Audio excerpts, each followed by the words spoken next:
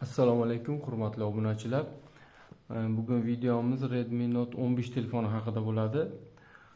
Bu telefonimiz sotuvga yaqinda chiqdi. Redmi Note 14 ni xudo xolasa endi o'rniga shu chiqarildi.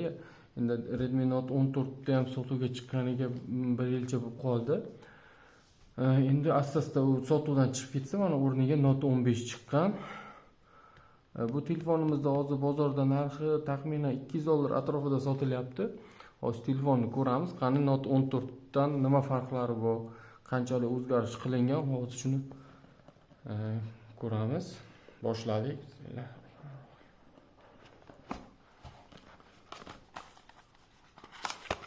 Telefonimizda shu har doimgidek o'zini zavodskiy qora chexoli.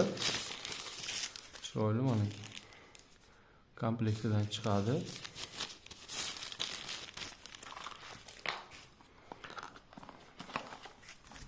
Xo'p, quvvatlagichini ko'ramiz. Quvvatlagich har doimgidek 33 vatlik quvvatlagich.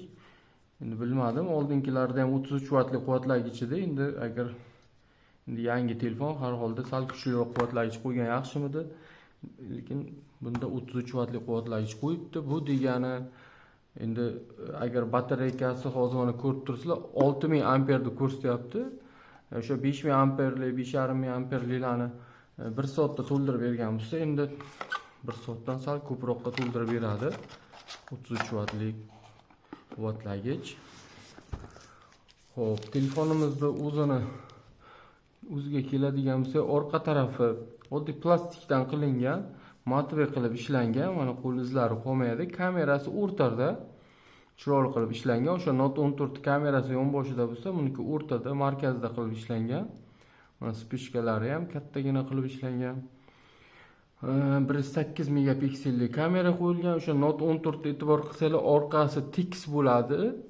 Orqa tarafi buniki mana qayrilgan holda chiqarilgan.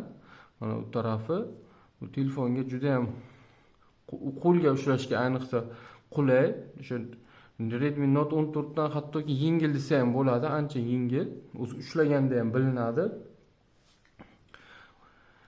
Xo'p, Redmi telefonimizda hozir mana ekraniga ko'ramiz. Ekrani qayrilgan ekran. Mana ko'rib turibsizlar, qayrilgan ekran yaxshi, lekin chiroyli turadi, masalan, ko'pchiligiga yoqadi. Lekin bir tarafini ham hisobga olinglar, qayrilgan ekranni stiklosi har doim qimmat turadi. Oddiy telefonlarning stiklosini 10 000 bilan qo'ysanglar, bu telefonlarimizda taxminan hozir narxlar tushib qoldi. Menimcha 50 000 atrofiga qo'yasizlar. Va shuni hisobga olinglar, bu ekranni agar ekran sindirib qo'ysanglar, bu har doim qayrilgan ekran qimmat yuradi. Oldingi Note 14 da oddiy ekran, tekis ekranlarga nisbatan bu ekran almashtirib qimmatroqqa tushadi. Shuni e'tiborga olinglar sotib olishdan oldin. Lekin juda ham chiroyli chiqibdi. Mana orqa tarafi ham qayrilgan, ekran ham qayrilgan va ramkalari ham juda ingichka, mana pastroq, sal qalinroq ekan, lekin yonboshlari deyarli ko'rinmaydi.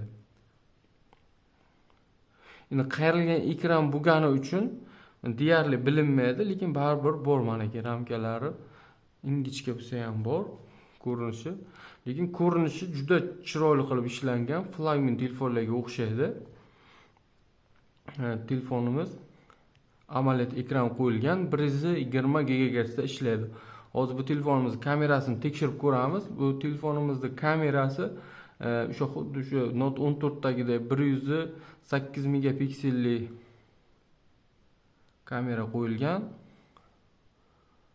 Xo'p. Shunaqasiga olib ko'ramiz.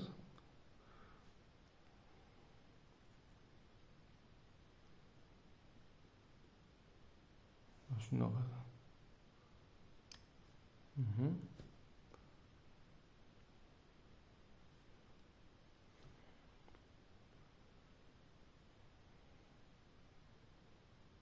Xo'p, hozir galeriyadan ko'ramiz rasm.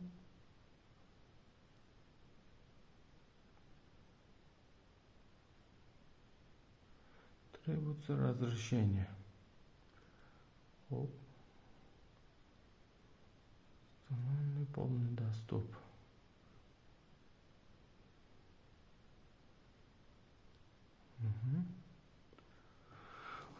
Xo'p, telefonimizning kamerasi zo'r holatda, mana yaqin qilsanglar ham tiniq chiqadi rasmlari. Yozuvlar ham yaxshi ko'rinyapti. Yomon emas kamerasi. Hozir videosini ham bir tekshirib ko'ramiz.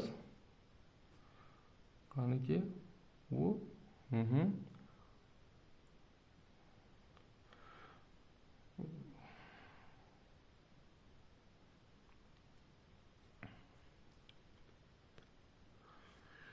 Avtostabilizatsiya funksiyasi bor. Shu bilsanglar, oldingi videolarda Note 14 da avtostabilizatsiya funksiyasi yo'q edi. Mana zoomlari ham zo'r.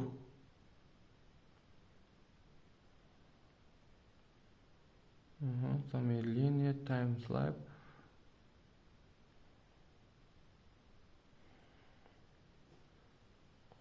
Hozir.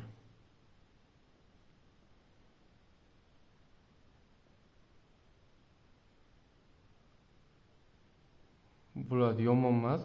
O'sha ishlashi bor. Uncha juda zo'r ishlamasa ham avtostabilizatsiya funksiyasi ishlashi yaxshi. Tiniqliligi ham zo'r. Kamerasi yaxshi, yomon emas.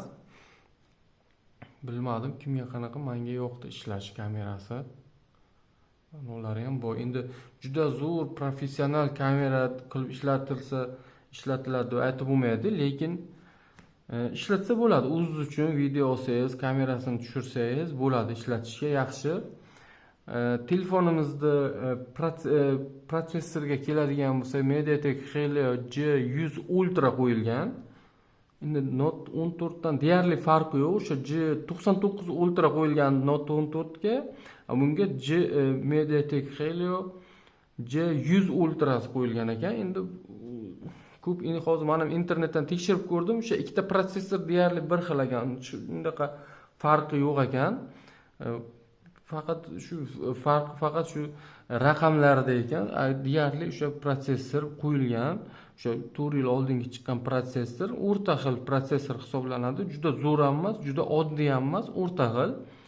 4 yilcha bo'ldi chiqqaniga, baribir endi Note 15 chiqdi, menimcha endi sal kuchliroq protsessor chiqarish kerakmidi degan umidda edim. Lekin o'sha protsessorda deyarli o'zini qo'yishibdi ichiga. Telefonimizda ekrani 677 dyumli ekran qo'yilgan. Telefonimizda og'irligi 184 gram. Bu juda ham menimcha yengil, chunki Note 14 dan 197 gram telefon edi. Bu 184 gram va shunga 6000 amperli batareya qo'yishibdi. Note 14 da 5000 amper batareya edi, bunga 6000. Bu 6000 bilasizlar, ko'pchilik oldin shu katta batareyali telefonlarni qidirishardi. Chunki juda kam edi, topish qiyinroq, ayniqsa Redmi telefonlarida.